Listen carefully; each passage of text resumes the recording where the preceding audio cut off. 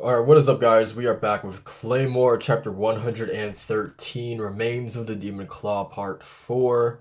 So last chapter we had, um, kind of ended off with the group, discovering that there's like a little trace of energy in the area, like a very, very small amount of energy that, Tabitha, like, really had to go out of her way to search for.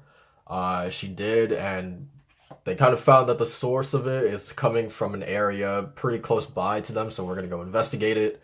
Um, and it's I think Deneva said that she thinks that that wherever this is coming from is more than likely the place where the organization is creating these half demon warriors. So yeah, let's see if we're actually going to get in there this chapter. Okay, so how unusual for someone to visit a place like this. I heard previous number ones will be on the move again. I was somewhat interested. Unfortunately, I cannot use all that I have because of the condition of the materials, only three. What was your reason for choosing those three? So only three? Wow, okay. Wow, because really, like, when they listed all those previous number ones, like, I didn't know how in the world we were gonna kill like all of them or defeat all of them. Uh, but now that it's just three, it's like okay, it's a lot more manageable, right? But I don't know. Man, dude, of those whose bodies are complete, I chose the strongest three. Um, I'm so scared, dude. I'm so scared. And like I can't obviously for obvious reasons they definitely made it so you can't tell if Teresa is among the three, but come on. Teresa is gonna be among the three. Come on. Um I'm terrified, dude. Yeah. Anyway. I really hope this chapter we get a sneak peek at who the three are. Like, come on. I see. If you have a different idea, I will hear it. No, if their bodies are complete, then you are not mistaken. I myself would choose those three. But look at Cassandra. Can you really describe her condition as complete? Alright, so let's go back really quick. Because I'm curious to see who Cassandra was. Um, because I feel like, okay, so obviously Teresa's gonna be one of them. We got Cassandra, but then I wonder if it's like there was one I remember the organization described this number one being like particularly like troublesome or something like that. Um, Let me see if I can find it. Who it was? Um, okay, I went back way too far.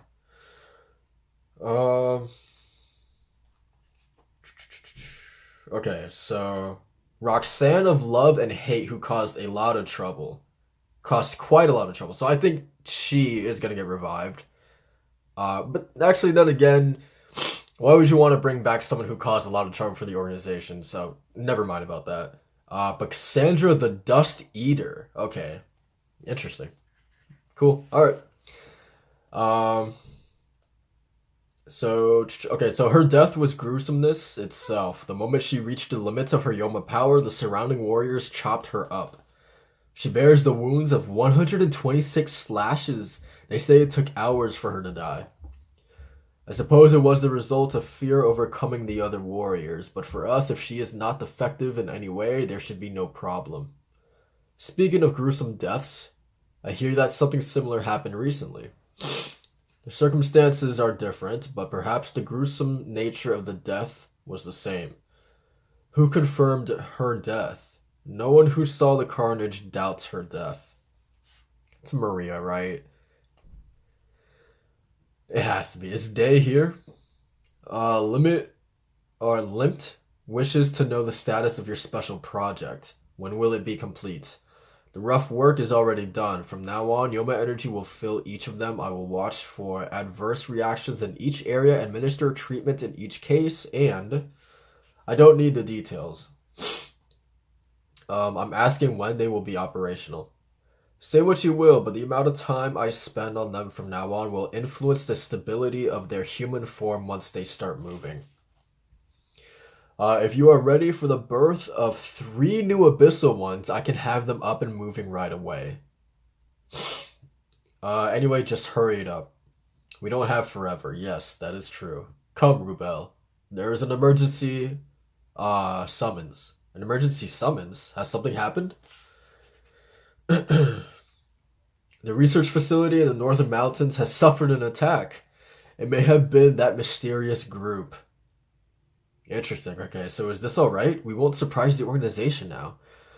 Anyway, if we intend to destroy the organization, this facility would be a hindrance later on. Besides, Captain Maria wouldn't turn a blind eye.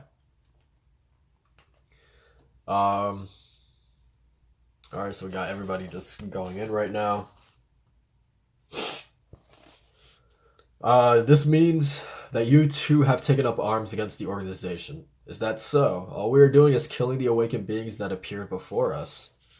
Right? It feels like we're just doing our job, right? If this facility giving birth to awakened beings truly is the organization's, I'm willing to take up arms against the organization. It's unfortunate, but only after we crush this place and head to the organization will the answer become clear. The warriors gathering at the organization will not hesitate to turn their blades on you as well. Then I will make my path the same as yours. Nice. Now we got to get her in black, man. We got to get her in the black outfit. Daetrys is as well. She's got to get initiated in that. Hear me, warriors of the organization. We have information that rebels will once again attack. This time it will not be one, but many. We will face them with the organization's full might.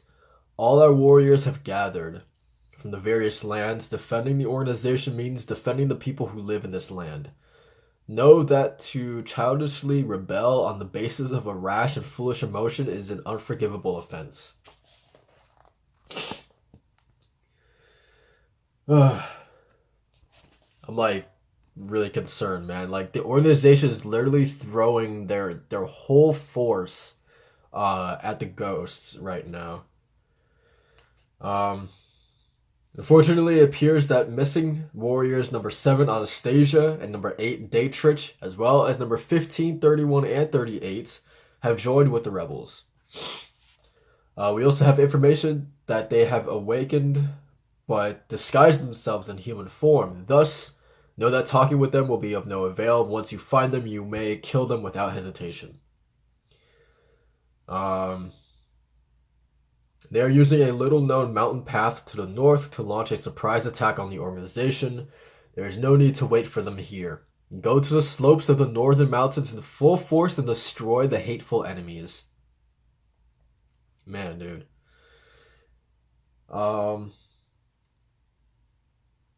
I'm trying to get like a good read on like just their numbers in general, but it's really tough too. I feel like right here, like you could probably get a good idea of how much they have on this little shot. When you look at it like that, it doesn't look like too many, but yeah, I don't know. I mean, either way, it's still gonna be like a tough battle. What is it, Rubel?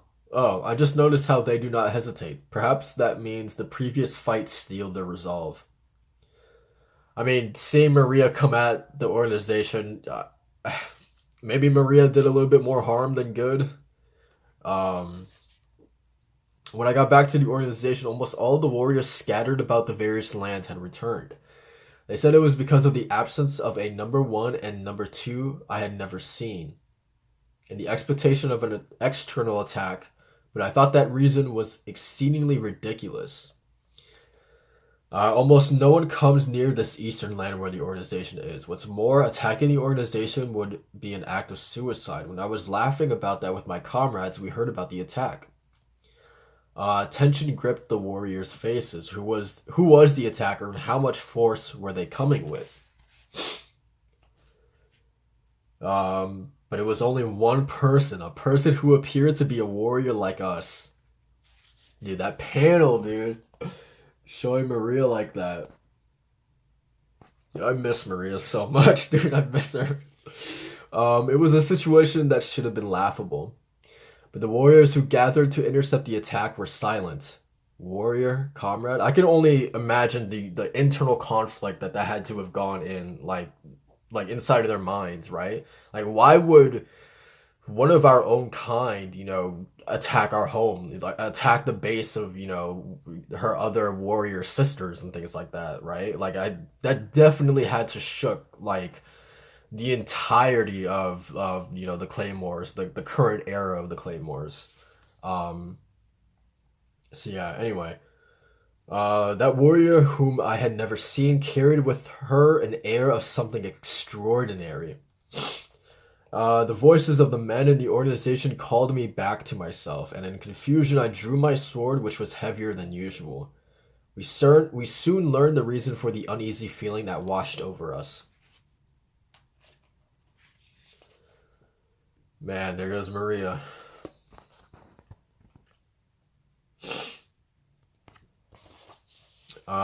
So she had overwhelming prowess in combat. She was like a phantom. Single digits fell without even crossing swords with her. The moment I laid eyes on her, I accepted certain death. When I came to, it occurred to me that I was alive.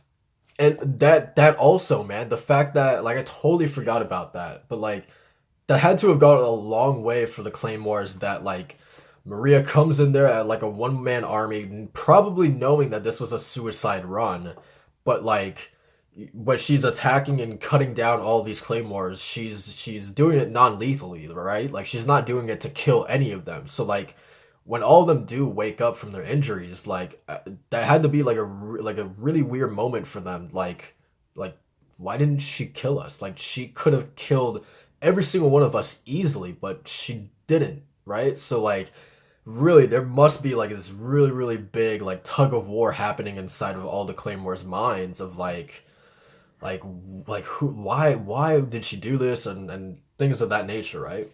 Like, they probably began questioning everything that they've ever known about the organization because of Maria. So that's pretty awesome. Even though Maria fell, like, to have that effect on the entirety of the current era of Claymores is like pretty amazing when you think about it. Um, so anyway, so when I saw my comrades also getting up, I knew she had let us live. And surprise, doubt, and confusion, and unable to lay down our swords under the gaze of the organization's men, we advanced on the one who had cut us down. It began when that small warrior impaled her. Then we knew what we each must do.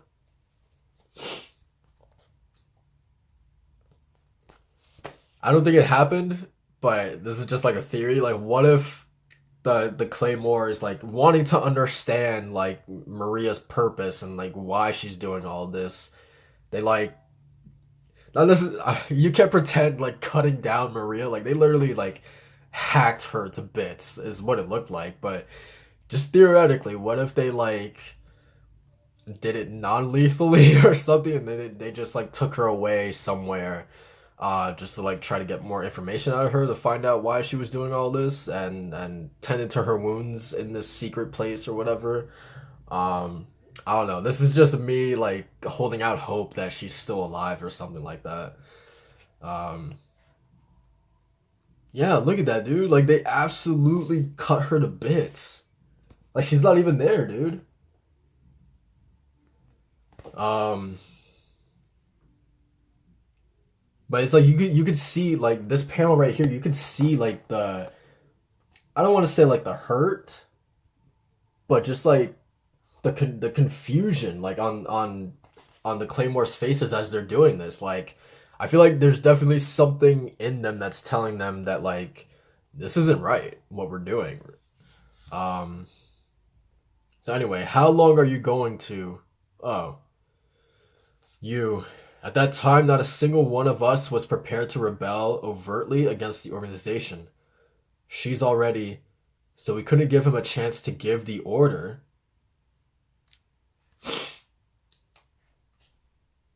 clean up that mess. It began with the small warrior who impaled her, but missed her vitals. We carved her with our blades, but no one could deliver the final blow to that unknown, mighty yet fragile warrior. A single thought spread among all the warriors gathered there. Oh, what's this? Why are they stopping? They are approaching. They are approaching along the northern mountain road. Wait, why are they stopping? Uh, what? What?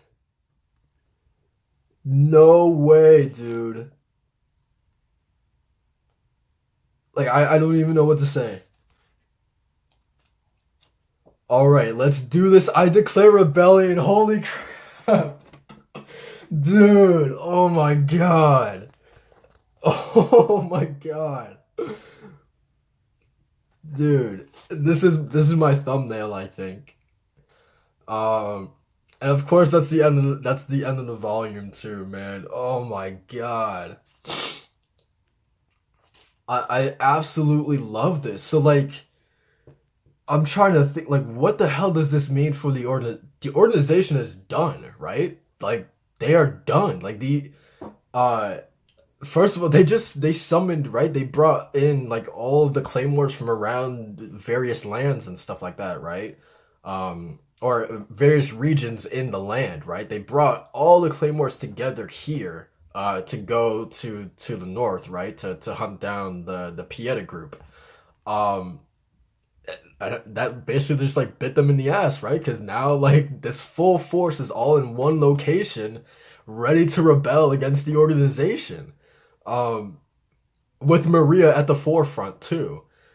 Um, what a what a badass panel this is, man. Like almost like reminding me of like Assassin's Creed vibes of just like someone like a blade in the crowd or whatever, but like the true leader just like walking through the crowd.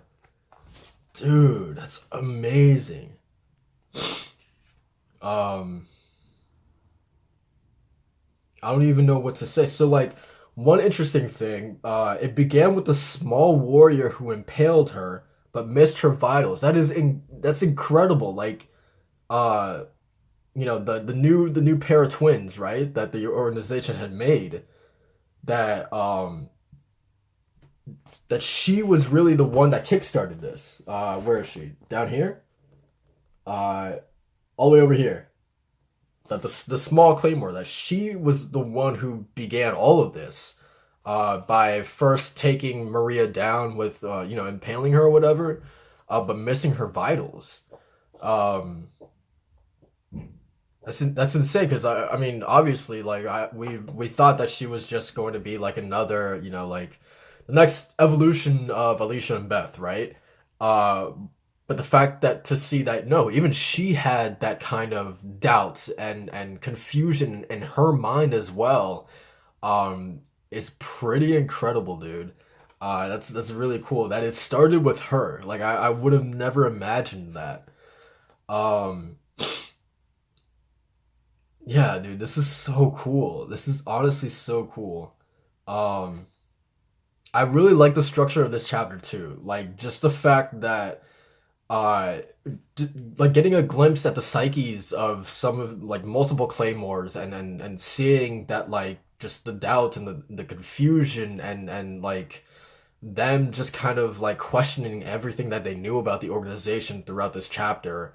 um and Maria obviously being the spark to that confusion and them wondering like this one warrior just came in here like we had never seen her before, just came in here by herself against the entirety of the organization, has the power to kill all of us, but she didn't for whatever reason. Um, and like I don't know, I just really like the structure of that, the like the inner monologues of all these different claymores. Um, Yeah, so like, and then at that time, not a single one of us was prepared to rebel overtly against the organization. Um, that's crazy, man. That's really crazy. And then that they carved Maria into tiny bits, But no one delivered the final blow to the unknown, mighty yet fragile warrior. And a single thought spread among the warriors gathered there. All right, let's do this. I declare rebellion. It's such a good chapter, dude. It's such a good chapter. Maria's back, dude. Like the organization's done, right? They have to be. Like everybody is in this rebellion now. I mean, I would think, right? Jeez. But now really what's his name? Lich or whatever. Now like the only hope that the organization like the last ace up their sleeve that the organization has is the three number ones. Um which I don't even know, man, but like this is insane, man. Like I can't like I don't even like my mind's just a mess right now. I don't even have like the right words to to formulate like a good like analysis or whatever. But I hope my reaction was worth it because this was awesome. Like, comment, subscribe for more, guys, and I will see you guys in the next volume. Peace.